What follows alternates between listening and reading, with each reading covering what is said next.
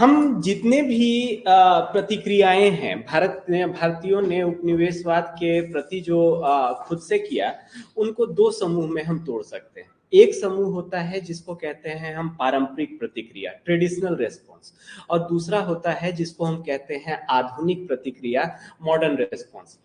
इसको थोड़ा ब्लंट रूप में समझिए, उसके बाद हम बारीकियों में आएंगे। ट्रेडिशनल रेस्पॉन्स कहने का मतलब होता है एक इमोशन आधारित नी जर्क रिएक्शन, मतलब आप बिना सोचे समझे कुछ कर देते हैं। आप चलते हुए जा रहे थे, दरवाजा में ठोकर लगा, आपको पैर में चोट लगा, आप दरवाजा को पीट दिए। अब दरवाजा को पीटने का कोई औचित्य नहीं बनता है, आप दरवाजा पे हाथ मार रहे हैं, उससे और आपको दर्द होगा, लेकिन आपने ऐसा क्यों किया? क्योंकि वो बस भावनात्मक प्रतिक्रिया के रूप में निकल करके आ गया, है ना। प्रारंभिक प्रतिक्रिया एक बस नी जर्क रिएक्शन है। राह चलते हुए अचानक किसी ने हमको एक झापड़ मारा, हम भी पलट करके झापड़ मार दिए, वो बस इमोशन का आउटबर्स्ट है। प्रारंभिक प्रतिक्रिया आमतौर पे एक परिस्थिति का परिणाम होता है। हम किसी को दबाव में रख दिए, किसी को प्रेशर में रख दिए, अचानक से किसी को मार दिए, किसी के लिए नुकसान कर दिए, तो बस भावनात्मक रूप से बिना कुछ सोचे समझे जो प्रतिक्रिया करेगा, उसको हम प्रारंभिक प्रतिक्रिया कहते हैं। प्रारंभिक प्रतिक्रिया आमतौर पे सोचा समझा नहीं होता, यानी कि बस भावना में निकला है। आदिवासी जो लड़ने जा रहे थे ब्रिटिश सरकार से, जो जान अपनी खेल के लड़ रहे थे, उनके दिमाग में कहीं ये आइडिया नहीं था कि हम इतने सारे लोग पूरे ब्रिटिशर्स को मार के भगा देंगे। नहीं विचार था उनका। उनके पास भी इतनी हवा में नहीं खड़े थे कि उनको ये नहीं पता था कि हम मुट्ठी भर लोग और ब्रिटिश सेना इतनी सारी, हम लड़ करके कैसे जीत पाएंगे। फिर भी उन्होंने लड़ा। क्यों लड़ा?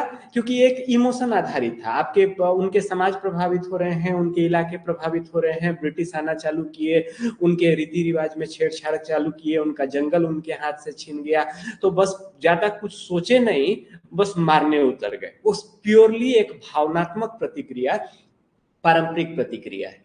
पारंपरिक प्रतिक्रिया चूंकि हिंसा आधारित प्रतिक्रिया है, इस चलते ये आम तौर पे कभी सक्सेसफुल नहीं होगा। आप बाजार में चलते हुए किसी ने आपको एक झापड़ मारा, आप पलट करके पारंपरिक प्रतिक्रिया में दूसरी झापड़ उसको पलट के मार दिए, लेकिन आप ध्यान नहीं रखे कि आप अकेले हैं, वो 5 लोग हैं, तो नेट में क्या होगा कि आप 2 झापड़ पलट के मारे तो जरूर, लेकिन उल्टा में आप नुकसान में रहे, आप हार गए वहां पे, है ना। प्रारंभिक प्रतिक्रिया आमतौर पे सक्सेसफुल नहीं होने वाला है। इसको कॉन्ट्रास्ट करें, इसके विपरीत में जो बैठा हुआ है वो है हमारा आधुनिक प्रतिक्रिया। आधुनिक प्रतिक्रिया हम कहते हैं सोची समझी प्रतिक्रिया। आज कुछ हुआ है, हम आज नहीं कुछ करेंगे, हम सोचेंगे, हम परिस्थिति को देखेंगे, हम समस्याओं को देखेंगे, और सही उपयोग, सही परिस्थिति में हम जब लड़ने उतरेंगे तो ऐसा कहलाता है आधुनिक प्रतिक्रिया। एक बॉलीवुड सिनेमा का हम साइटेशन लेना चाहेंगे। लगान पिक्चर में ब्रिटिशर्स आते हैं, ब्रिटिश के अधिकारियों ने बोला कि आपके यहाँ सूखा में लगान बढ़ाएंगे। उसमें गांव वाले 2 रूप में प्रतिक्रिया कर सकते थे। दबाव में तो आ ही गए थे क्योंकि खाने के लिए कुछ नहीं था। हो सकता कि वो एक ब्रिटिश अधिकारी को मारने के लिए छुरा लेके चलते, लेकिन इतनी बड़ी सेना है, एक उस अधिकारी को मार पाते या नहीं मार पाते, अंततः तो दबा दिए जाते ना। चूंकि फिजिकल फाइट हो रहा है, भौतिक लड़ाई हो रही है, तो इस चलते उसको सप्रेस किया जा सकता है, उसको दबाया जा सकता है अगर सामने वाले के पास बल ज्यादा है। उसके उल्टा लगान पिक्चर में ही भुवन ने क्या किया, उसने परिस्थिति का जायजा लिया, अंग्रेजों की कमजोरी सोचा कि वो क्रिकेट खेलते हैं, क्रिकेट में उनको चुनौती देंगे तो उनका घमंड इतना ज्यादा है कि उन लोग कभी नहीं विश्वास करेगा कि गांव वाले उनको क्रिकेट में हरा देंगे, तो एक बड़ा दाव खेले और उनको उनके गेम में हरा करके जो है सो जीत हासिल की। वरना ताकत से गांव वाले क्या कभी लगान बंद करा पाते? तो वो एक दूसरी प्रतिक्रिया थी, एक दूसरा तरीका था, जिसको हम राजनीतिक प्रतिक्रिया, राजनीतिक संघर्ष का नाम देते हैं। देखिए, शक्ति के 2 रूप हैं। एक रूप तो है भौतिक शक्ति, यानी आप किसी को कुछ डैमेज कर सकते हैं, हार्ड पावर। आपके पास आर्मी है, आपके पास मिलिट्री है, आप जो है सो तुरंत भर में आर्मी मिलिट्री उठा सकते हैं, उतार सकते हैं, और तुरंत भर में काम हो जाएगा। इनफैक्ट सबसे प्रभावी ताकत भी फिजिकल ताकत है, जो कि फिजिकली कर सके। लेकिन एक दूसरी ताकत भी होती है जिसको हम कहते हैं राजनीतिक ताकत, जो कि फिजिकल ताकत से बिल्कुल अलग है। असल में राजनीतिक ताकत का ये सिद्धांत यहाँ से निकल के आता है कि हम सभी इंसानों के अंदर में एक मोरल कॉम्पास है। हमारे यहाँ हमारे अंदर में एक नैतिकता का कॉम्पास है जो कि सही गलत क्लियरली बताता है। मतलब किसी को शिक्षित करने की जरूरत नहीं है, किसी को धार्मिक होने की जरूरत नहीं है। एक मर्डरर के मन में भी ऐसा नहीं है कि उसको लगता है कि वो बहुत अच्छा काम कर रहा है। हम सभी के मन में एक नैतिकता का एक कॉम्पास होता है। सही गलत का भेद तो सभी समझते हैं, ये इंसानों में बड़ा इनहेरेंट होता है। और दूसरा इंसानों में इनहेरेंट चीज क्या होता है कि सही के पक्ष में लोग अलाइन करते हैं। ये एक कॉमन का पोजीशन असल में ताकत का पोजीशन होता है, और गलत का पोजीशन कमजोरी का पोजीशन होता है। आप जब सही होते हैं तो आप ताकत के पोजीशन पे होते हैं। राजनीतिक शक्ति यहां से आती है कि हम सभी लोगों का एक इंक्लिनेशन होता है, सही के पक्ष में लोग जो हैं वो खड़ा होते हैं। सपोज कीजिए कि आप जवान आदमी हैं, आपके पास ताकत है, आपके पास बल है। एक बूढ़ा ऑटो वाला या रिक्शा वाले को अगर आप पकड़ करके दो झापड़ मार सकते हैं, ये आपकी फिजिकल ताकत है। लेकिन बूढ़े को अगर आप रोड किनारे दो झापड़ मार रहे हैं तो इसका असर क्या पड़ेगा? बूढ़े के पास एक दूसरी ताकत है, राजनीतिक ताकत है। अगल बगल के लोग इस चीज को देखेंगे और सारे लोग उसके पक्ष से खड़े हो जाने वाले हैं। सारे लोग उसके पक्ष से खड़े हो जाने वाले हैं कि एक बूढ़े को एक जवान लड़का जो है वो मार रहा है, ये गलत कर रहा है। इसको राजनीतिक ताकत कहते हैं। राजनीतिक ताकत कई बार जो है वो फिजिकल ताकत से ज्यादा प्रभावी होता है, फिजिकल ताकत से ज्यादा बड़ा ताकत होता है। आप सोचिए, एक उदाहरण आपको देना चाहें कि एक छोटा बच्चा है, बुतरू है, जो रो रहा है, हल्ला कर रहा है। आप उसको बोले चुप हो जाओ, चुप हो जाओ, नहीं चुप हुआ। आप ताकतवर हैं, आप उसको दो झापड़ मार करके बोल सकते हैं कि चुप हो जाओ। लेकिन दो झापड़ मार दिए, इसमें बल तो आपके पास ज्यादा है, लेकिन उसको मारने के बाद थोड़ी देर बाद आपको थोड़ा सा गिल्टी फीलिंग होने लगेगा कि काहे के लिए बच्चा को मार दिए। ये उसका राजनीतिक ताकत है। छोटे बच्चे राजनीतिक ताकत का इस्तेमाल कैसे करते हैं? वो जो खाना नहीं खाएंगे, रूस जाने का जो है वो क्या है? बेसिकली राजनीतिक शक्ति का इस्तेमाल है। आपको जो है सो लगने लगेगा कि अरे बेचारा खाना नहीं खाया है। राजनीतिक ताकत दूसरों के गुडविल से आता है। फिजिकल ताकत में आप किसी के अगेंस्ट में अगर आप फिजिकल ताकत लगा रहे हैं तो वो आपके प्रति अच्छा फीलिंग नहीं रखेगा, वो आपके प्रति जो है सो अच्छा नहीं रहेगा। लेकिन राजनीतिक ताकत क्या है? राजनीतिक ताकत उस ताकत को कहते हैं कि ढेर सारे लोग आपको अच्छा मानते हैं, आपको सही मानते हैं, और ये राजनीतिक ताकत है। उदाहरण हम कुछ दुनिया से बड़े उदाहरण लेना चाहेंगे कि एक राजनीतिक ताकत का असर कितना बड़ा होता है। एक कुछ साल पहले जब इधर सीरिया वगैरह में युद्ध चल रहा था, आईसिस वाला, तो उस समय में सीरिया से रेफ्यूजी भाग रहे थे यूरोप की ओर, वो यूरोप के डायरेक्शन में भाग रहे थे। यूरोप के देशों ने अपनी सीमा बंद कर दी। उन्होंने बोला कि नहीं, हम सीरिया के रेफ्यूजी नहीं लेंगे, उन लोग वहां से आ रहे हैं, उग्रवादी आ सकते हैं, और ये है, हमारे पास जगह नहीं है।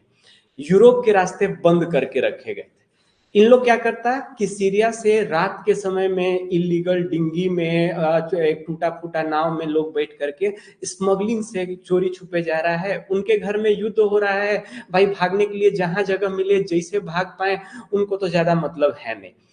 वैसे ही किसी नाव से जा रहे एक परिवार से एक बच्चा समुद्र में निकल करके गिर जाता है। अगले दिन सुबह जो है वो तुर्की के बीच किनारे लोगों को एक बच्चे का डेड बॉडी मिलता है जो कि इस तरीके से पड़ा हुआ था।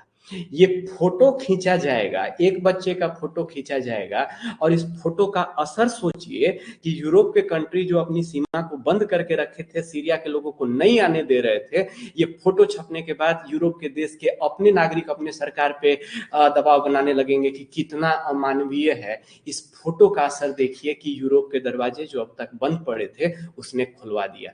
ये क्या है? राजनीतिक शक्ति। This is political power. उसी तरीके का कुछ और फोटोज हैं जो कि इतिहास में राजनीतिक शक्ति को दिखाते हैं। अमेरिका में ब्लैक एंड व्हाइट का लड़ाई चल रहा था, वहां के पुलिस वाले जो हैं वो थोड़े ब्लैक लोगों के अगेंस्ट में है। मतलब देखिए कि थोड़ा सा नस्लवाद है, अक्सर देखने में आता है। इंडिया में धर्म के आधार पे लोग विभाजित हैं, अमेरिका में रंग के आधार पे ब्लैक और व्हाइट का विभाजन है। मानव समाज में विभाजन जो है वो एक फीचर है, लोग ग्रुप बना लेते हैं, है ना। अमेरिका में पुलिस के अगेंस्ट में प्रोटेस्ट हो रहा था। इस प्रोटेस्ट को ब्लैक लाइफ मैटर प्रोटेस्ट कहा गया था, BLM प्रोटेस्ट कहा गया था। पुलिस के अगेंस्ट में प्रोटेस्ट हो रहा था। उस समय एक फोटो आता है, ये फोटो में बॉडी लैंग्वेज देखिए, हथियारों और शील्ड से लैस पुलिस के बल एक तरफ, और इनका बॉडी लैंग्वेज देखिए, ये अग्रेसिव हैं, ये एक महिला की तरफ जा रहे हैं, और इधर एक निहत्थी महिला, और इसका बॉडी का पोज देखिए कि एकदम कॉन्फिडेंस के पोजीशन में, ना डर के साथ। ये ताकत दिखा रहा है कि आपके पास इतना बड़ा पुलिस बल, लेकिन एक महिला जो है सो उसके सामने निडर होकर के खड़ी थी, और ये रह पाया। ये राजनीतिक शक्ति है। एक वैसा ही मशहूर फोटो था ये टियानमेन मैन का। चाइना के एक जगह है टियानमेन स्क्वायर, उसके बीच का इलाका है। चाइना में लोग लंबे समय से लोकतंत्र की मांग कर रहे थे, उनके यहाँ लोकतंत्र है नहीं। कई स्टूडेंट्स जो हैं वो टियानमेन स्क्वायर पे उतरे थे, सरकार के खिलाफ में विद्रोह कर रहे थे। सरकार ने टैंक उतार दिया, अपने स्टूडेंट को कुचल करके मारा। चाइना में इस बारे में बात करना भी मना है कि टियानमेन की घटना क्या हुई थी, जहां पे सरकार ने टैंक उतार दिया था अपने ही नागरिकों के अगेंस्ट में और उनको मारा था। उसका प्रतीक है ये फोटो। फोटो क्या दिखाता है, इतने सारे टैंक बड़े बड़े लाइन में खड़े हैं और एक बूढ़ा उनके सामने खड़ा है। इस फोटो के राजनीतिक शक्ति को देखिए कि एक स्टेट को चैलेंज कर रहा है। आप खुद विजुअलाइज कीजिए, आप बहुत बड़े अधिकारी हैं, आप जो हैं सो किसी की जिंदगी खराब कर सकते हैं, आप इतने बड़े अधिकारी हैं, लेकिन आप जो है सो राह चलते एक बूढ़ी औरत के साथ बुरा करके देखिए तो, उसको मार करके देखिए तो आपकी वर्दी उतर जानी है, आपका सब कुछ जो है सो कैरियर चौपट हो जाना है। उसके पास क्या है, राजनीतिक शक्ति है ना। पॉइंट हम क्या करना चाह रहे हैं कि लड़ाई में शक्ति दो तरीके की होती है। एक तरीके की शक्ति होती है जिसको हम भौतिक शक्ति कहते हैं, और एक तरीके की शक्ति है जो होती है जिसको हम राजनीतिक शक्ति कहते हैं। भौतिक शक्ति में ब्रिटिशर से लड़ करके आप नहीं जीत पाइएगा, क्योंकि उनके पास भौतिक शक्ति ज्यादा है। आपके पास कितना आर्मी, आपके पास कितना बंदूक है, आपके पास कितना गोली है, उनसे नहीं जीत पाइएगा। तो रियल जो भारतीय लड़ाई होने वाली है वो मॉडर्न प्रतिक्रिया होने वाली है, वो आधुनिक प्रतिक्रिया होने वाली है, और ये बल की लड़ाई नहीं है बल्कि राजनीति की लड़ाई है। गांधी जी इस वो पूरा का पूरा PR का लड़ाई है। गांधी जी बजा देंगे गवर्नर जनरल को कि गवर्नर जनरल से जाकर के बोल के आए कि हम जा रहे हैं नमक का कानून तोड़ने, आपको जो करना है कर लीजिए। अगर गवर्नर जनरल कुछ ना कहे तो पूरे दुनिया में ताल ठोक करके बोलेंगे कि तोड़ न दिए कानून, आप क्या कर लिए।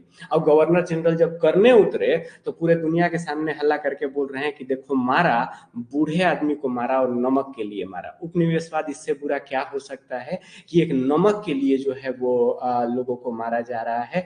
ये उपनिवेशवाद का चेहरा दुनिया के सामने जो है वो लेकर के आए। और असल में भारतीय स्वतंत्रता ऐसा नहीं था कि बल से निकला। भारतीय स्वतंत्रता से पहले सेकेंड वर्ल्ड वॉर के समय ब्रिटेन में एक राजनीतिक दल खड़ा हुआ और वो सत्तारूढ़ सरकार के अगेंस्ट में चुनाव लड़ने उतरा इस बात से कि हम चुनाव लड़ेंगे तो इंडिया को आजाद कर देंगे। ये पूरा आइडिया ही गड़बड़ है। यानी हमने ब्रिटेन के अपने लोगों को कन्विंस किया कि आपको यहाँ नहीं रहना चाहिए, आप जो कर रहे हैं वो गलत कर रहे हैं। अंत में उनका सामर्थ्य भी हट जाएगा। हम लोग देखेंगे जटिल कहानियां हैं, उनका सामर्थ्य भी हट जाएगा, भारत में शासन भी नहीं करने वाले हैं और अंततः हमको छोड़ के जाना पड़ेगा। वापस आते हैं मुद्दे पे। हम लोग बात कर रहे हैं कि उपनिवेशवाद के प्रति भारतीयों ने क्या प्रतिक्रिया की। तो भारतीयों की जितनी भी प्रतिक्रिया है उनको हम दो समूह में विभाजित कर सकते हैं। हमारे पास पारंपरिक प्रतिक्रिया जो हिंसा आधारित है, और प्रतिक्रियावादी है। प्रतिक्रिया कहने का मतलब है कोई क्रिया हुआ है और उसके अगेंस्ट में कोई प्रतिक्रिया हुआ है। सामने वालों ने आकर के आपके जंगल जमीन को छीन लिया तो आप लड़ने उतर गए, सामने वाले ने आकर के आपका राज्य छीन लिया तो आप लड़ने उतर गए। यानी कोई प्रतिक्रिया के परिणाम स्वरूप हो रहा है, सोचा समझा नहीं है। दूसरी बात, जितने भी पारंपरिक प्रतिक्रियाएं हैं वो रूढ़िवादी मूल्य रखते हैं। यानी उनका सोच क्या है, पुरानी सोच है। इन लोग कोई नए भविष्य को बनाने की बात नहीं सोच रहे हैं, ये सारे पुराने वाले चीजों को फिर से लाने की बात कर रहे हैं कि किसी तरीके से ब्रिटिश के आने से पहले जो स्थिति थी वो वापस आ जाए तो हमारा स्थिति ठीक हो जाएगा। आधुनिक प्रतिक्रिया पुराने चीज को वापस लाने की प्रतिक्रिया नहीं है। आधुनिक प्रतिक्रिया एक नए विश्व बनाने की प्रतिक्रिया है, वो आगे की ओर है। पारंपरिक प्रतिक्रिया ज्यादा पुनर्स्थापनावादी है, ज्यादा रूढ़िवादी है, पुराने विचारों को लगाने पे है ना। पारंपरिक प्रतिक्रिया की विशेषताएं क्या होंगी? ये क्षेत्रीय होने वाले हैं, यानी पूरे भारत में नहीं होगा। अलग अलग जगह अलग अलग कारण है। झारखंड के आदिवासी अलग कारण से उतर रहे हैं, यूपी के किसान अलग कारण से उतर रहे हैं, महाराष्ट्र के भील अलग कारण से उतर रहे हैं। सबकी परिस्थिति अलग है। ये अखंड पूरे भारत में नहीं हो रहा है। दूसरा, ये हिंसक प्रवृत्ति रखता है। ये पारंपरिक प्रतिक्रिया का नेचर है। लेकिन यहाँ पे जरूरी बात समझने की है कि हिंसा इस चलते नहीं हो रहा है कि इन लोग को वहम है कि हम हिंसा से हरा देंगे। हिंसा इस चलते नहीं हो रहा है। इन लोग को हरगिज वहम नहीं है कि हम हिंसा से लड़ा देंगे, ये जीत पाएंगे। ये बस क्यों हिंसा कर रहे हैं? क्योंकि भावनात्मक अभिव्यक्ति निकल रहा है। जैसे उदाहरण क्या दिए कि चलते चलते आपका दरवाजा से पैर ठोकर लग गया, आप दरवाजे को एक झापड़ मार दिए। अरे भाई, दरवाजा को काहे के लिए झापड़ मारे? वो एक इमोशन से निकला है ना। हम तुरंत बस बिना सोचे समझे कुछ कर दिए। वो पारंपरिक प्रतिक्रिया है। इनके उदाहरण भारत में जितने भी जनजातीय विद्रोह हुए सभी पारंपरिक प्रतिक्रियाएं हैं। भारत में किसान आंदोलन वगैरह हुआ, वो पारंपरिक प्रतिक्रियाएं हैं। सैन्य विद्रोह होने वाले हैं 1857 का, वेल्लोर का, ये सभी पारंपरिक प्रतिक्रियाएं हैं। और पारंपरिक प्रतिक्रियाओं का सबका एक ही परिणाम निकलना है। चूंकि ये हिंसा की बल की लड़ाई है, इसका मतलब क्या है? अंग्रेजों से आप बल में हमेशा कम पड़ने वाले हैं और आपको दबा दिया जाएगा। लेकिन भारतीयों ने सिर्फ पारंपरिक प्रतिक्रिया नहीं किया। भारतीयों ने, और खास करके वो जो बुद्धिजीवी वर्ग जो थोड़ा सक्षम हो पा रहा है, जो पढ़ लिख पा रहा है, उसने आधुनिक प्रतिक्रिया भी लेके आई। पारंपरिक प्रतिक्रिया से अगर आप आधुनिक प्रतिक्रिया को अगर भिन्न करना चाहें तो देखिए क्या है, ये नए विचारों पर निर्मित है। ये उदारवादी विचारों पर निर्मित है। राष्ट्रवाद, समानता, अधिकार, ये इनसे प्रेरित है, न कि रूढ़िवादी विचारों से। पारंपरिक प्रतिक्रिया रूढ़िवादी विचार, पुनर्स्थापनावादी, और आधुनिक प्रतिक्रिया एक नए भविष्य के लिए परिवर्तनशील, इस तरीके की प्रतिक्रिया है ना। इनकी विशेषता क्या है? ये प्रगतिशील है, मतलब इतिहास के किसी समय को फिर बैठाने का प्रयास नहीं कर रहे हैं, बल्कि भविष्य में एक नया समय निर्मित करने का प्रयास कर रहे हैं। प्रगतिशील होने का मतलब फ्यूचर लुकिंग, आप नए कुछ देखने का प्रयास कर रहे हैं। दूसरा, ये राष्ट्रवाद की भावना से प्रेरित है, मतलब जो हो रहा है वो पूरे भारत के लिए हो रहा है। पारंपरिक प्रतिक्रिया राष्ट्रवाद की भावना नहीं रखती है। ट्राइबल लड़ रहे हैं तो क्या भारत को आजाद करने के लिए लड़ रहे हैं? नहीं, अपने क्षेत्र के लिए लड़ रहे हैं। किसान लड़ रहे हैं, अपने क्षेत्र के लिए लड़ रहे हैं। हमारे जमींदार लड़ रहे हैं, अपने इलाके के लिए लड़ रहे हैं। ये, जबकि उससे विपरीत जो आधुनिक प्रतिक्रिया होने वाली है वो राष्ट्रवाद की भावना का तत्व रखेगा। हम भारत के नजर से कर रहे हैं। दूसरा बात, जहां पारंपरिक प्रतिक्रिया में कोई विचारधारा नहीं थी। पारंपरिक प्रतिक्रिया क्यों हुआ? आपको चोट लग गया, आपको दर्द हो गया और आप फिर कुछ अभिव्यक्ति कर दिए। इसके अंदर में आपको कोई विचारधारा का बात नहीं था, कोई सोच के कारण नहीं हुआ।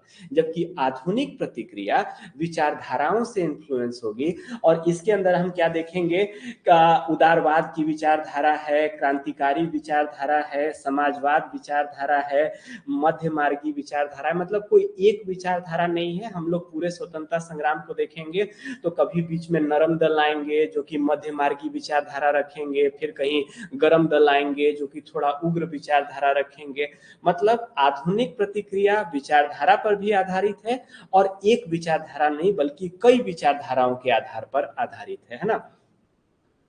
उदाहरण, हम आधुनिक प्रतिक्रिया के अंदर किसको किसको गिन सकते हैं? देखिए, हमने जो सामाजिक सुधार किए, ये भी आधुनिक प्रतिक्रिया थी। आप अपनी कमियों को जब ठीक करते हैं और आप जब मजबूत हो रहे हैं, भुवन जब क्रिकेट सीख रहा था झाड़ के पीछे छुप करके, तो वो आधुनिक प्रतिक्रिया कर रहा था। आप लड़ने के लिए जब खुद पे काम कर रहे होते हैं, अपने आप को बेहतर कर रहे होते हैं, तो वो एक प्रतिक्रिया थी। भारत में हमने क्या देखा? कुरीतियों को हटाया गया, सामाजिक सुधार हुए, विधवा पुनर्विवाह, बाल विवाह प्रथा बंद किया गया, सती प्रथा बंद हुआ, ये सभी हमारे समाज की कुरीतियों को हटाना, ये भी एक आधुनिक प्रतिक्रिया है। आप आगे की ओर बढ़ रहे हैं। दूसरा, क्रांतिकारी गतिविधि, जहां पे कि कुछ क्रांतिकारी आएंगे और गोली बंदूक का सहारा लेंगे, भगत सिंह और इनकी बात हम कर रहे हैं, ये भी आधुनिक प्रतिक्रिया है। आप कहेंगे कि हमको दिख तो रहा है कि इसमें हिंसा हो रहा है ना, गोली बंदूक दिख रहा है, तो इसको हम पारंपरिक प्रतिक्रिया न कह के इसको हम आधुनिक प्रतिक्रिया क्यों कह रहे हैं? ये तो गोली बंदूक वाला मामला लग रहा है। नहीं, भगत सिंह का रियल योगदान या फिर क्रांतिकारियों का रियल योगदान ये नहीं है कि उन्होंने एक ब्रिटिश अधिकारी को मारा या 4 ब्रिटिश अधिकारी को मारा। इनका रियल योगदान ये है कि उन्होंने खुद को उदाहरण बना दिया। एक भगत सिंह ने 1000 भगत सिंह पैदा किया। रियल उनका कंट्रीब्यूशन भारत के स्वतंत्रता संग्राम में ये है। सिर्फ बम फोड़ना उनका योगदान नहीं है, उन्होंने स्वतंत्रता संग्राम में पेट्रोल डाल दिया। वो अचानक भगत सिंह की कहानी देखिए कि जब पेपर में छप रही थी तो भारत का बच्चा बच्चा जो है सो लाइन पे उतरा हुआ है। एक भगत सिंह कई भगत सिंह को जन्म ले रहा है। ये क्या है? ये राजनीतिक शक्ति का इस्तेमाल किया जा रहा है। बम भी हम देखेंगे कि उन्होंने जो फोड़ा था वो राजनीतिक नजर से फोड़ा था, न कि हत्या के उद्देश्य से। बम जो था उसके पीछे उद्देश्य ये था कि सरकार बहरी है, सरकार के कान के नीचे धमाका कीजिएगा तब सुनाई पड़ेगा। बम के अंदर में कोई नुकीले चीज नहीं डाले गए थे, वो आवाज करने वाला बम था। बेसिकली ये गिरफ्तारी देना चाहते थे, ये एक मुकदमा चलवाना चाहते थे, और लंबा मुकदमा नौटंकी बना दिए। पेपर में निकल रहा है, रोज खबर आ रहा है। एक गुमनाम भगत सिंह के बजाय भगत सिंह ने अपने मुद्दे को इतनी बड़ी कहानी बना दी कि उस समय छोड़िए 2024 में खड़े होकर के भगत सिंह की कहानी सही ढंग से अगर बताई जाए तो आज भी रोंगटे खड़े हो जाते हैं। सोचिए कि कितना सॉलिड कहानी बना।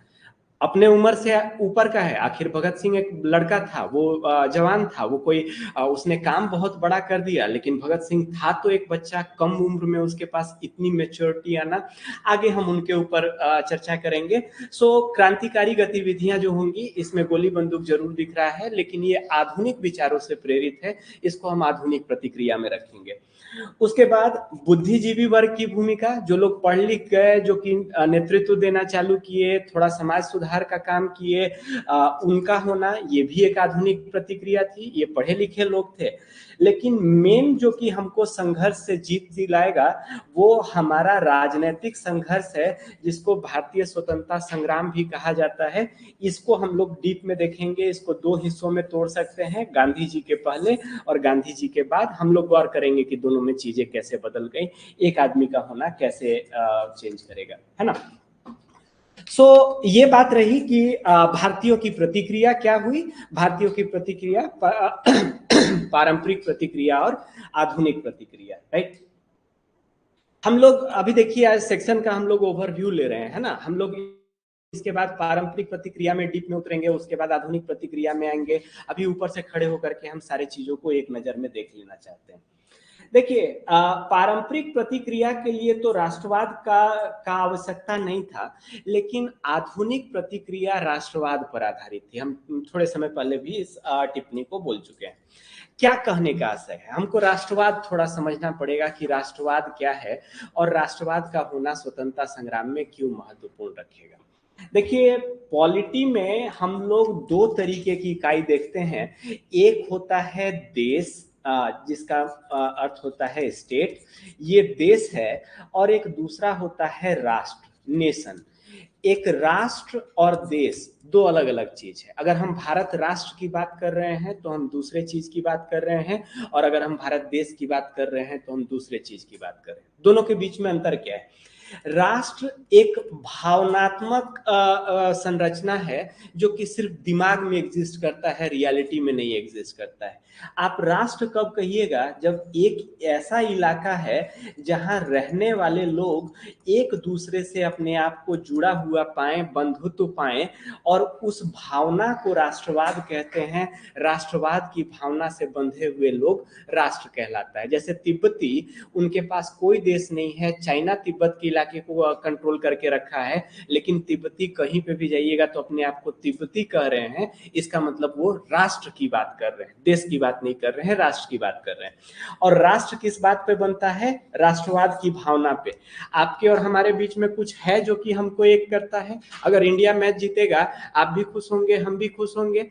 लंदन के एयरपोर्ट पे खड़े हैं, हमको पीछे से कोई बिहारी का आवाज सुनाई पड़ेगा, अचानक अपनापन लगेगा। ये अपनापन क्या है? हम किस तरीके से एक दूसरे से अपने आप को जुड़ा हुआ पाते हैं? हमारे लिए समान खुशी और समान शोक के पल कैसे आ जाते हैं? पुलवामा में हमला हुआ, आपको भी बुरा लगा, हमको भी बुरा लगा। कुछ तो है जो कि हमको जोड़ता है, एक भौगोलिक क्षेत्र के लोगों को जोड़ता है। इस भावना को राष्ट्रवाद की भावना कहते हैं, और राष्ट्रवाद की भावना के आधार पर बना हुआ जो इकाई है उसको राष्ट्र कहते हैं। उसके उल्टा देश होने के लिए आपके पास चार चीज चाहिए। आपके पास क्षेत्र चाहिए, एक क्षेत्र पे कंट्रोल कर रहे हैं।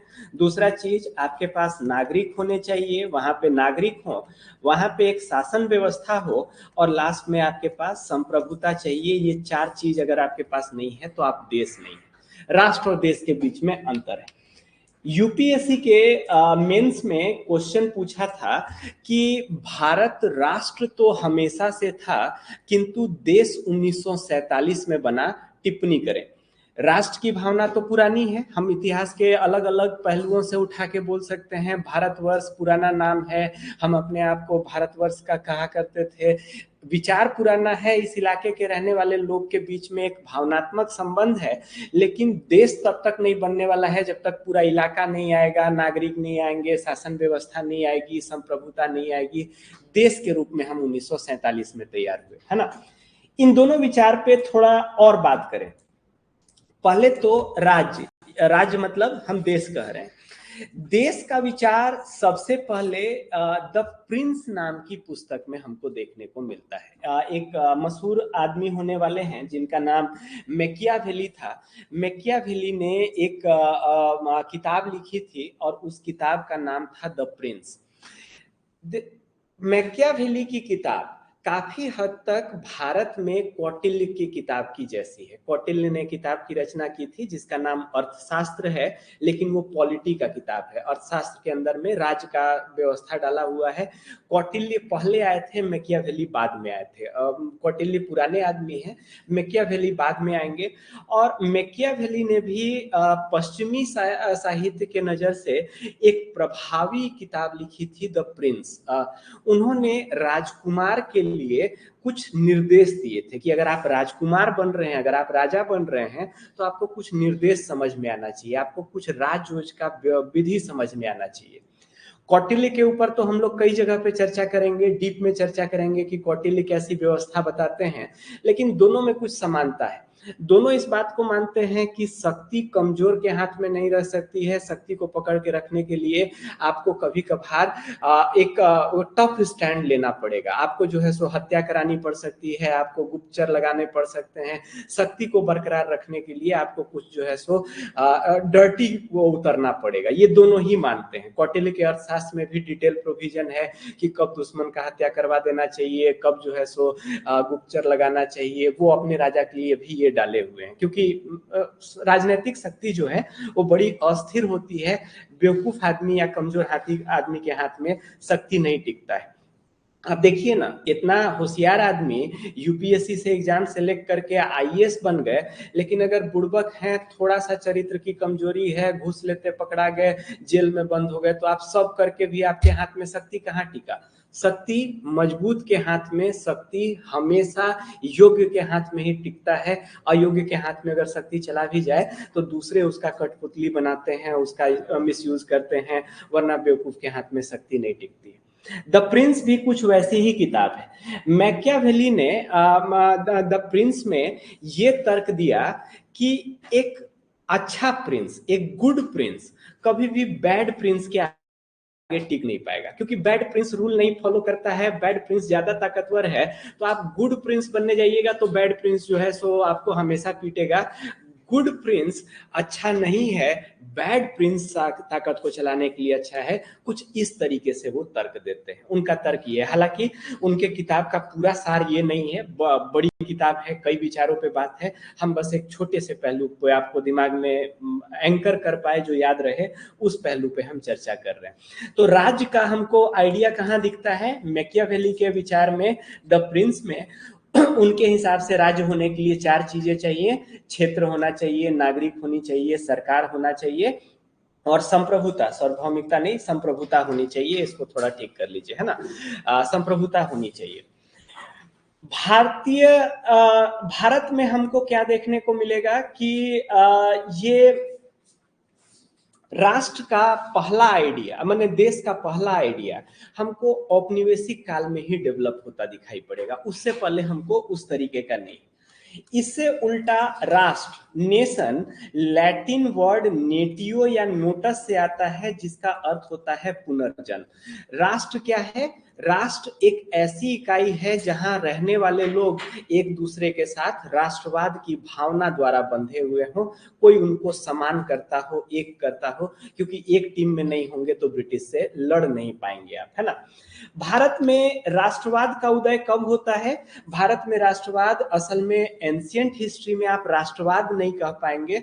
भारत में राष्ट्रवाद कायदे से औपनिवेशिक परिस्थिति में हुआ क्या कि सबके लिए एक समान दुश्मन बन के आ गया। पहले तो मराठी और गुजराती लड़ रहे थे ना, अब ब्रिटिश आके बैठे, मराठी के लिए भी दिक्कत है, गुजराती के लिए भी दिक्कत है, तो आप जानते हैं कि दुश्मन का दुश्मन दोस्त हो जाता है, अपने आप बॉन्डिंग करा देगा, उन लोग एक टीम में आ जाएंगे ब्रिटिश सरकार के अगेंस्ट में। ये राष्ट्रवाद का होना जरूरी था, क्योंकि इस राष्ट्रवाद से पहले भारतीय प्रतिक्रिया क्या चल रही थी? किसान versus British, tribal versus British, कुछ इस तरीके की प्रतिक्रिया चल रही थी। भारत तब तक नहीं जीत पाता जब तक भारत वर्सेस ब्रिटिश प्रतिक्रिया हो, और भारत एक टीम के रूप में कब आएगा? जब राष्ट्रवाद की भावना आएगी, लोग एक साथ बंधेंगे और अपने आप को गुजराती, मराठी और पहले राज के नागरिक की तरह नहीं, बल्कि एक देश के नागरिक के रूप में सोचेंगे। ये औपनिवेशिक काल में होने वाला है। हम इसके बिंदुओं पे आएंगे कि क्या कारण रहे भारत में राष्ट्रवाद के उदय के, लेकिन उससे पहले हम समझें कि राष्ट्रवाद का पूरा विचार ही यूरोप से आता है। यूरोप में पुनर्जागरण के बाद में अलग अलग देशों की स्थापना हुई, वहां से लोग राष्ट्रवाद का आइडिया लेकर के आए कि देश के रहने वाले नागरिक जब किसी तरीके से एक दूसरे से जुड़ा हुआ पाएंगे तो वो राष्ट्रवाद होगा। राष्ट्रवाद का उदय यूरोप में हुआ, लेकिन यूरोप में जो राष्ट्रवाद था और भारत में आज जो राष्ट्रवाद है, ये दोनों भिन्न भिन्न आधार पे। समझिए, यूरोप का राष्ट्रवाद किस आधार पे था? अगर फ्रांस के लोग हैं तो सारे फ्रांसीसी लोग एक दूसरे को अपना क्यों मानते हैं? क्योंकि उनका सामान्य भाषा है। ब्रिटेन में देखिएगा सब लोग इंग्लिश बोलते हैं, फ्रांस में देखिएगा सब लोग फ्रेंच बोलते हैं, जर्मनी में देखिएगा सब लोग जर्मन बोलते हैं। एक भाषा है तो बंधुत्व लेकर के आ ही जाएगा, एक भाषा है तो वो लोगों को अपनापन में जोड़ेगा। यूरोप का कारण है। भारत में आप जानते हैं ये लागू नहीं होता है। हमारे यहाँ तो हर 100 किलोमीटर पे बोली बदलती है, एक भाषा तो है ही नहीं, लेकिन फिर भी हम में राष्ट्रवाद है, फिर भी हम एक हैं, हालांकि भाषा के आधार पे एक नहीं है। दूसरा चीज, यूरोप में जो राष्ट्रवाद है वो साझा धर्म के आधार पे बना हुआ राष्ट्रवाद है। अब देखिए कि कैथोलिक चर्च सब कुछ कंट्रोल करता है, पूरे देश में एक ही धर्म के अनुयायी हैं। हमारे पास रूस तक में भी देखिएगा चर्च का शासन है। एक धर्म लोगों को एक करता है। ये भी हम भारत में नहीं लागू कर सकते हैं, क्योंकि भारत में कोई एक धर्म है ही नहीं, इन लोग तो विविधता में है। यूरोप के राष्ट्रवाद के लिए एक भाषा एक धर्म कारण है, भारत के लिए नहीं है। अगला यूरोपीय राष्ट्रवाद के लिए क्या कारण है? नस्ल में लोग एक ही हैं। देखिए कि सभी एक ही नस्ल के गोरे एक देश में बैठे हुए हैं, तो वहां पे नस्लीय एकता है। एक नस्ल वाले ऑटोमेटिकली एक दूसरे के साथ जुड़ जाएंगे। भारत में भी ये लागू नहीं कर सकते हैं, क्योंकि एक नस्ल है ही नहीं। भारत में डिफरेंट तरीके के लोग रहते हैं, तो ये भी भारत में नहीं लागू हो सकता है। यूरोप में अगला कारण क्या होने वाला है कि एक ही इलाके के लोग हैं, एक ही भौगोलिक इलाके में रहते हैं। कॉकस माउंटेन के नीचे रहने वाले लोगों के बीच में एक आपसी जुड़ाव हो जाएगा। उन लोग का जलवायु एक जैसा है, बारिश एक जैसा होता है, फसल एक जैसा होता है, तो एक जुड़ाव अपने आप निकल करके आ जाएगा, भौगोलिक एकता। हाँ, भारत के लिए ये कारण है। तो क्या भारत के लिए सिर्फ एक भौगोलिक एकता ही कारण है? क्या भारत का राष्ट्रवाद सिर्फ इस बात पे बैठा है कि हम सभी लोग एक ही इलाके में रहने वाले लोग हैं और अगल बगल वाले लोग के बीच में तो मान लीजिए बन भी जाएगा?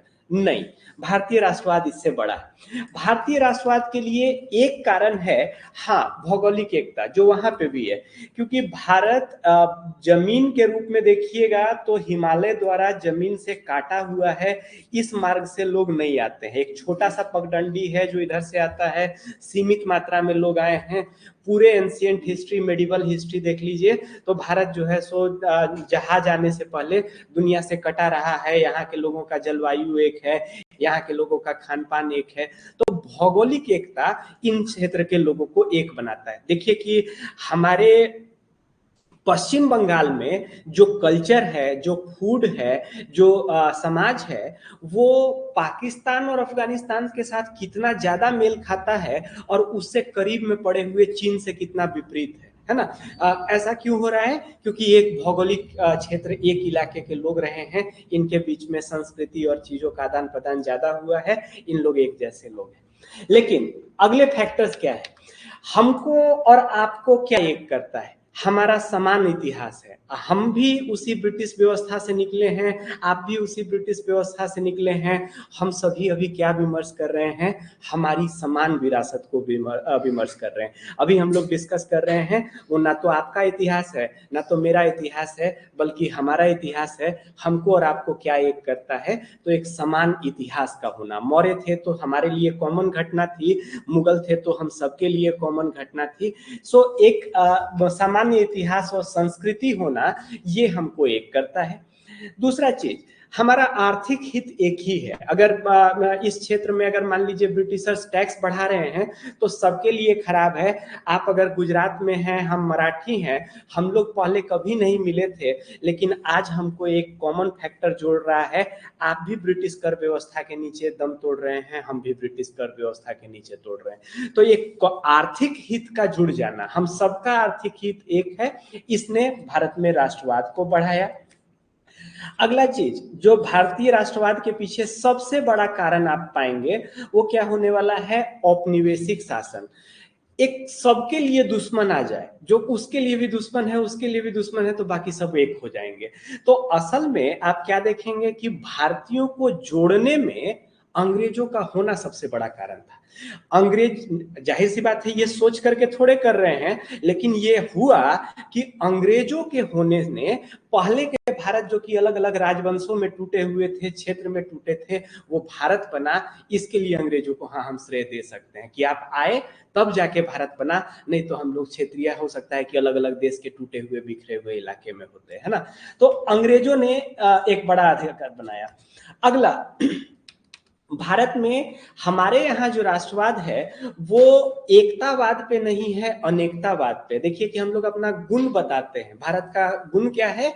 अनेकता में एकता। तो ये अनेकता होना, ये असल में हमारे एकता का प्रतीक है, क्योंकि हम सभी रिकॉग्नाइज करते हैं कि हम अनेक हैं, हम कोई एक नहीं है। गुजराती रिकॉग्नाइज करता है कि बंगाली का ट्रेडिशन अलग है, लेकिन वो भी भारतीय है, वो भी हमारा है। तो भारतीय राष्ट्रवाद और यूरोपीय राष्ट्रवाद के बीच में मूलभूत अंतर है। आते हैं अब भारत में राष्ट्रवाद का उदय। भारत में राष्ट्रवाद का उदय हम औपनिवेशिक काल में देखेंगे। इससे पहले अगर आप देखें, ब्रिटिश से पहले, तो हाँ कुछ राष्ट्र जैसा कॉन्सेप्ट है, मतलब ऐसा भी नहीं है कि कुछ कॉन्सेप्ट नहीं है, लेकिन कायदे से वो राष्ट्रवाद जो कि हम आज जिसको राष्ट्रवाद कहते हैं, वो औपनिवेशिक पीरियड में डेवलप होने वाला है, अंग्रेजों के काल में डेवलप हुआ। इसने भारतीयों को एक कर दिया और भारतीय तैयार की। इस राष्ट्रवाद के उदय के बगैर आप लड़ाई नहीं लड़ पाते, क्योंकि जब तक इंडिया का टीम नहीं तैयार होता तब तक यूनिफॉर्मली हम थोड़े ब्रिटिश से लड़ने जा रहे थे। स्वतंत्रता संग्राम के लिए, उसके लिए आवश्यक था कि भारतीयों में राष्ट्रवाद हो, ये सभी एक टीम में आए। और ये कैसे कैसे विकसित हुआ, क्या क्या कारण रहे भारत में राष्ट्रवाद के उदय के लिए? सबसे कॉमन कारण तो बार बार बोलते चल रहे हैं, ब्रिटिश हमारा कॉमन शत्रु है। आप गुजराती, हम मराठी, हम लोग पहले कभी नहीं मिले थे, लेकिन हम भी ब्रिटिशर्स को गरियाते हैं, आप भी ब्रिटिशर्स को गरियाते हैं। हमारे बीच में कॉमन एनिमी आ गया है ना, कॉमन एनिमी का आना हमको एक कर दिया। दूसरा, राष्ट्रवाद के उदय के पीछे अगला बड़ा कारण क्या था कि ये औपनिवेशिक काल है जबकि आधुनिक शिक्षा भारत में आने वाली है। ये जो यूरोप की किताबें और राष्ट्रवाद का विचार आ रहा है, इंडियन यूनिवर्सिटी में राष्ट्रवाद पढ़ाया जा रहा है, तो बताइए राष्ट्रवाद कैसे नहीं आएगा। ये शिक्षा का असर होने वाला है। आप आधुनिक शिक्षा आई, राजनीति शास्त्र के विषय आए और शिक्षित होने के बाद लोग ज्यादा समझ पाए कि ये ब्रिटिशर्स हमारे कॉमन दुश्मन है। कॉलेजेस क्रांतिकारियों के केंद्र थे। शैक्षणिक स्तर ब्रिटिशर्स की लड़ाई में सबसे फ्रंट का पोजीशन था, वहां से विचार निकलते थे। तो अब ये शिक्षा का आना, ब्रिटिशर्स ने अपने पैर के ऊपर ये डाला था, शिक्षा लेकर के आके, है ना। अगला, राष्ट्रवाद के विकास के पीछे अगला कारण क्या होने वाला है? भारत में प्रेस का आ जाना। प्रेस क्या कर रहा है? एक लोक मंच निर्मित कर दे रहा है, एक सार्वजनिक मंच निर्मित कर दे रहा है। एक दिन प्रेस में गांधी जी का बात निकल रहा है तो सभी भारतीय उसके साथ जुड़ रहे हैं। एक दिन भगत सिंह का बात निकल रहा है, सभी भारतीय जुड़ रहे हैं। जोड़ने का काम प्रेस ने किया, है ना। अगला, रेलवे ने भी भारतीय राष्ट्रवाद को बढ़ाया, क्योंकि रेलवे ने भारत के सुदूर क्षेत्रों को तो जोड़ा जो कि उससे पहले नहीं था, लेकिन साथ में सिर्फ क्षेत्रों को नहीं जोड़ा बल्कि समाज के वर्गों को भी जोड़ा। आप गांव में हैं तो आप बतियाइएगा कि हम चौधरी हैं, हम खटिया पे बैठेंगे, तुम नीचे बैठो। जो सामाजिक अलगाव है वो गांव में चल पाएगा, रेल में कहाँ चल पाएगा। रेल में आप बैठिएगा तो वही सामने का सीट है, वहां पे सामाजिक सारी चीजें टूट जाती हैं। उसने भारत को एक किया। आज भी भारत की संस्कृति का केंद्र है रेलवे। रेलवे के बारे में आधुनिक सेंस में भी कभी बोलिए तो उसको सिर्फ परिवहन सेवा के रूप में नहीं देखिए, वो एक संस्कृति का तत्व है, वो कल्चर का तत्व है ना। अगला चीज, भारतीयों को एक कैसे किया गया, एक कैसे हुए भारतीय? अंग्रेजों ने खुद भारतीयों को एक कर दिया। अंग्रेज के आने से पहले मुगल साम्राज्य, मराठा, मैसूर, राजपूताना उधर अलग अलग टूटे हुए थे। अंग्रेज आएंगे, इलाका को जीत देंगे, पूरे भारत को एक प्रशासनिक ढांचा में डाल देंगे। तो क्या कर रहे हैं वो? असल में इनफैक्ट लोगों को जोड़ रहे हैं। जैसे जैसे ब्रिटिश भारत का नक्शा बढ़ते जा रहा है, उसमें क्या हो रहा है, एक इतने सारे लोग हैं जिन पे समान व्यवस्था लग रही है, हमारी समान कर प्रणाली है, हमारा समान सब कुछ है। आईसीएस आ रहे हैं तो वही अधिकारी हैं जो कि आपके इलाके में भी हैं, हमारे इलाके में भी हैं। तो ब्रिटिशर्स ने खुद पहले से विखंडित भारत को प्रशासनिक रूप से एक कर दिया। उन्होंने अपनी सहूलियत के लिए किया कि एक कर देंगे तो यहाँ प्रशासन करना आसान होगा, लेकिन ये भारतीयों के हित में जाएगा क्योंकि इसने राष्ट्रवाद का उदय कराया। एक प्रशासन के अंदर रहने वाले लोग आपसी जुड़ाव पैदा हो जाते हैं।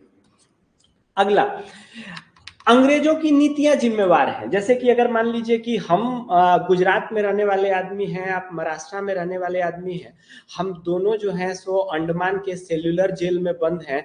हम दोनों को एक क्या करता है, हम दोनों कैसे संबंधित हैं? वही अंग्रेज की नीतियां आपको भी कष्ट दे रही हैं, वही अंग्रेज की नीतियां हमें भी कष्ट दे रही हैं। जेल के अगल बगल के सेल में बैठे हुए हम दो क्षेत्र के लोग अपने आप को जुड़ा हुआ पाते हैं, अपने आप को एक पाते हैं। राष्ट्रवाद की भावना यहां से आती है ना। उसके अलावा आखिरी भूमिका के रूप में आप राजनीतिक दलों को श्रेय दे सकते हैं। राजनीतिक दल कांग्रेस जो आने वाले हैं, उन लोग एक्टिवली, उन लोग उद्देश्य रखा था कि पहले भारत में राष्ट्रवाद बढ़ाना है, एकदम राष्ट्रवाद बढ़ाना है, लोगों को जोड़ना है, क्योंकि जब तक पूरे भारतीय नहीं जुटेंगे तब तक एक दो लोगों के करने से कुछ नहीं होने वाला। आपको बड़ा इंपैक्ट लेकर के आना होगा। कांग्रेस इसी काम के लिए, आप क्या, अभी हम लोग आगे कांग्रेस में आएंगे, आप क्या देखेंगे कि कांग्रेस का एक रूल था कि हर साल दिसंबर में उन लोग बैठक किया करता था और साल भर का चीज डिस्कस किया करता था।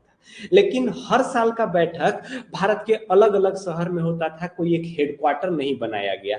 कि ऐसा मत सोचिए कि कांग्रेस खाली दिल्ली में है, एक साल रामगढ़ में अधिवेशन हो रहा है, एक साल लाहौर में हो रहा है, एक साल बनारस में हो रहा है, एक साल कानपुर में हो रहा है। हर साल वैरी करेगा, ताकि आप पूरे भारत को जोड़ करके रखिए। और साथ में उनके अधिवेशन में रूल ये भी था कि अधिवेशन का जो अध्यक्ष होगा वो लोकल आदमी नहीं होगा, भारत के किसी दूसरे भाग का ही आदमी होगा, ताकि समावेशिता, हम जुड़ापन महसूस करें। ये जानबूझ करके किया गया। और धीरे धीरे होते होते भारत छोड़ो आंदोलन आते आते आप क्या देखिएगा, राष्ट्रवाद उग्र पे है। हर भारतीय जो है लड़ाई का हिस्सा बन चुका है, हर कोई रोड पे उतर चुका है। राष्ट्रवाद का आगमन भारतीय स्वतंत्रता संग्राम के लिए आवश्यक रहा। एक क्वेश्चन ले लीजिए तो राष्ट्रवाद से, एक क्वेश्चन राष्ट्रवाद से ले लीजिए। पहले एक क्वेश्चन ले लीजिए आप ये पारंपरिक प्रतिक्रिया और आधुनिक प्रतिक्रिया के बीच में कि उपनिवेशवाद के प्रति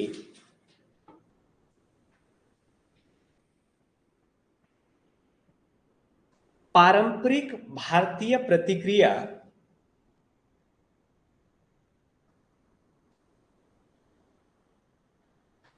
आधुनिक प्रतिक्रिया से भिन्न कैसे है? प्रतिक्रिया आधुनिक प्रतिक्रिया से भिन्न कैसे है?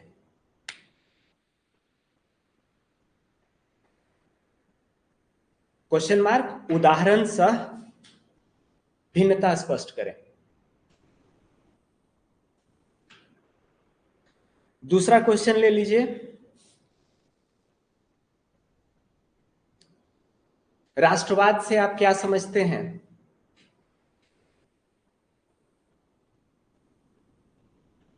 Question mark.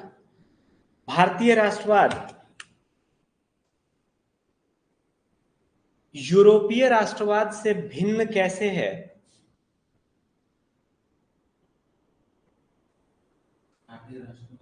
यूरोपीय राष्ट्रवाद से भिन्न कैसे है?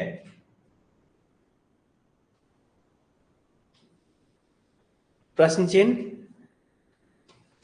भारतीय राष्ट्रवाद के विकास हेतु जिम्मेदार कारणों पर संक्षिप्त चर्चा प्रस्तुत करें। हेतु जिम्मेवार कारणों पर संक्षिप्त चर्चा प्रस्तुत करें। ठीक है, चलें। ये रहा भारत में राष्ट्रवाद। हम लोग को राष्ट्रवाद का उपयोग पारंपरिक प्रतिक्रिया में नजर आएगा कि आधुनिक प्रतिक्रिया में नजर आएगा? ये आधुनिक प्रतिक्रिया का तत्व है ना। राष्ट्रवाद आधुनिक प्रतिक्रिया का तत्व है, पारंपरिक का नहीं है। एक और प्रिलिमिनरी टॉपिक है जिसको हम लोग करते निकले, उसके बाद कल से हम लोग उतरेंगे सिस्टमैटिकली। पहले हम लोग पारंपरिक प्रतिक्रिया को डीप में देखेंगे, उसके बाद आधुनिक प्रतिक्रिया को डीप में देखेंगे। अभी ऊपर ऊपर से एक चीज और बात होती चले, वो आधुनिक प्रतिक्रिया के पक्ष से ही जुड़ता है। वो क्या है? भारत में बुद्धिजीवी वर्ग की भूमिका। ये बुद्धिजीवी अभिजात वर्ग कौन वर्ग है? जो कि थोड़ा बेहतर आर्थिक परिस्थिति में है, जमींदार बैकग्राउंड से आता है या व्यापारी बैकग्राउंड से आता है। इनके पास सामर्थ्य है कि लंदन में जाके पढ़ सकते हैं, शिक्षा ले सकते हैं, दिमाग बुद्धि जो है वो खुल गया। ये बुद्धिजीवी वर्ग का भूमिका असल में एक नहीं रहने वाला है, तीन रहने वाला है। आप क्या देखेंगे, ये बुद्धिजीवी वर्ग अर्ली पार्ट में, अगर शुरुआत में जब ब्रिटिशर्स आए थे तो उस समय ये पढ़े लिखे बुद्धिजीवी वर्ग अंग्रेजों को अच्छा मानते थे। इनका मानना था कि अंग्रेज अगर भारत में आए हैं तो अच्छी बात है, क्योंकि एक डेमोक्रेसी भारत में आया है और इससे पहले तो राजाओं का तानाशाही चलता था। अच्छा है कि राजा वाली व्यवस्था समाप्त हो जाएगी और डेमोक्रेसी जैसा तत्व भारत में आ जाएगा। बुद्धिजीवी वर्ग को आरंभ में ये लगता था। उनको लगता था कि ब्रिटिश कानून का शासन मानते हैं, वहां पे लोकतंत्र है, वहां पे व्यक्तिगत अधिकार हैं, तो भारत के साथ अगर ब्रिटेन जुड़ेगा तो ये भारत के लिए अच्छी बात है। भारत की पारंपरिक व्यवस्थाएं बदल जाएंगी और नई आधुनिक चीजें जो है वो आ जाएंगी। इनका यह भी मानना था कि ब्रिटेन जो कि इस अपने विश्व का सबसे विकसित औद्योगिक देश है, तो इतना बड़ा औद्योगिक शक्ति अगर आपके साथ जुड़ेगा तो आपको कुछ बेनिफिट होगा। इनका ये शुरुआत के रूप में मानना था। उस समय के कथनों को देखेंगे तो इनके वही विचार समझ में आते हैं। जैसे एक कथन है कि एक विदेशी शासन, भले ही विदेशी शासन हो, लेकिन वो पुरानी राजतांत्रिक व्यवस्था से बेहतर है। पुराना राजा वाला जो व्यवस्था है उससे बेहतर एक विदेशी शासन है। दूसरा एक कथन क्या बोलता है कि यदि विश्व में जो सबसे आगे चल रहा औद्योगिक शक्ति है वो भारत के साथ अगर जुड़ रहा है तो भारत की अर्थव्यवस्था और उद्योग को लाभ मिलेगा, इस चलते जुड़ना जरूरी है। गांधी जी भी जब शुरुआत के समय में अफ्रीका गए थे तो उनका यही मानना था कि ब्रिटिश अच्छे हैं, नीचे के अधिकारी बदमाशी कर रहे हैं, रानी को नहीं पता है कि अधिकारी कैसा खराब कर रहे हैं, रानी को पता चल जाए तो ऐसा नहीं होगा। गांधी जी भी शुरुआत में यही मानते थे, शुरुआत के नेता यही मानते थे कि ब्रिटिशर्स अच्छे हैं। लेकिन यही बुद्धिजीवी वर्ग जब थोड़ा आगे बढ़ेगा तो ये होने वाला है जिसके दिमाग का बत्ती जलेगा, ये होने वाला है जो कि सोचेगा ओहो ये उपनिवेशवाद बिल्कुल अलग चीज है, उपनिवेशवाद के परिस्थिति में भारत के लिए कभी अच्छा नहीं हो सकता है, ये शोषण और पोषण के आधार पे बना संबंध है, एक का शोषण होगा एक का पोषण होगा, ये व्यवस्था ऐसी है। और ट्रेन थ्योरी जैसा थ्योरी आ जाएगा तो उसका गणित सामने आ जाएगा। ये व्यवस्था ऐसी है कि भारतीय इस व्यवस्था में कभी समृद्ध नहीं हो सकते हैं, भारत में गरीबी रहेगा, भारत में बदहाली रहेगा, एकमात्र समाधान है कि उपनिवेशवाद को समाप्त किया जाए। तो वही बुद्धिजीवी वर्ग जो कि पहले ब्रिटिश का सपोर्ट कर रहे थे, इन्हीं लोग सबसे पहले पकड़ा भी कि ब्रिटिशर्स गड़बड़ कर रहा है, क्योंकि आम भारतीय जो पढ़ा लिखा नहीं है उसको क्या समझ में आना है कि इकोनॉमिक्स हो रहा है कि पॉलिटी के प्रिंसिपल फॉलो हो रहे हैं कि नहीं हो रहे हैं, ठीक हो रहा है कि खराब हो रहा है। यही बुद्धिजीवी वर्ग हमारे पास इन समस्या को समझेगा भी। और तीसरे चरण में आपको क्या देखने को मिलेगा, यही बुद्धिजीवी वर्ग होने वाला है जो कि भारतीय राष्ट्रीय स्वतंत्रता संग्राम का नेतृत्व भी करेगा। क्या एक अनपढ़ किसान स्वतंत्रता संग्राम ऑर्गेनाइज करा सकता है? नहीं, ये पढ़े लिखे नेता होने वाले हैं जो कि इस पूरे स्वतंत्रता संग्राम को लेकर चलेंगे। तो बुद्धिजीवी वर्ग की भूमिका 3 कालखंडों में हमें 3 रूप में नजर आती है। आरंभिक रूप में वो अच्छा मानते हैं, मध्य रूप में इन्होंने ही व्याख्या दी, कोई दूसरा नहीं बताया कि उपनिवेशवाद क्या है, और तीसरे चरण में इन्होंने ही नेतृत्व किया और भारतीय स्वतंत्रता संग्राम को जगह पे पहुंचाया। सो ये रहा हमारे पास प्रतिक्रिया का ओवरव्यू। आज वाले डिस्कशन को यहीं पे रखते हैं और कल से हम लोग उतरेंगे पारंपरिक प्रतिक्रिया में। पारंपरिक प्रतिक्रिया हम लोग जानते हैं हिंसक होने वाला है, विद्रोह होने वाले हैं। हम लोग सैन्य विद्रोहों को देखेंगे, किसान विद्रोहों को देखेंगे, जनजातीय विद्रोहों को देखेंगे और विद्रोह वाला सेक्शन खत्म करके उसके बाद फिर हम लोग राजनीतिक प्रतिक्रिया में आएंगे। बाकी आज के टॉपिक से रिलेटेड किसी के पास डाउट, क्वेश्चन या इशू हो तो उठा लीजिए, वरना आज के बात को हम लोग यहीं पे रखेंगे। कौन सा? हाँ, एक मिनट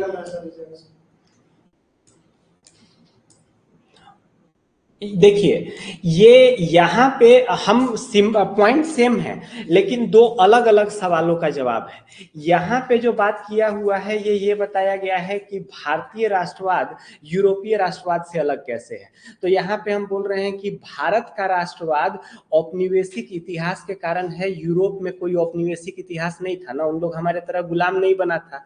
तो हम यहाँ पे डिस्टिंक्शन ड्रॉ कर रहे हैं कि यूरोपीय राष्ट्रवाद और भारतीय राष्ट्रवाद के बीच में क्या अंतर है। और हमारा तर्क ये है कि यूरोप का कोई औपनिवेशिक इतिहास नहीं है, जबकि भारतीय राष्ट्रवाद के पीछे एक बड़ा कारण होने वाला है औपनिवेशिक इतिहास। ये वहां पे डिफरेंस बात कर रहे हैं। दूसरे सेक्शन में बात हो रहा है कि भारत में राष्ट्रवाद के उदय के पीछे कारण। तो हाँ, सेम बिंदु को फिर से गिनाया जा सकता है, दोनों दो टॉपिक में हम बात कर रहे हैं, बिंदु सेम है लेकिन वहां एक हम डिस्टिंक्शन ड्रॉ कर रहे हैं कि भारतीय राष्ट्रवाद यूरोपीय राष्ट्रवाद से कैसे भिन्न है, और दूसरी जगह हम बात कर रहे हैं कि भारत में राष्ट्रवाद के उदय के पीछे क्या कारण होने वाला है ना।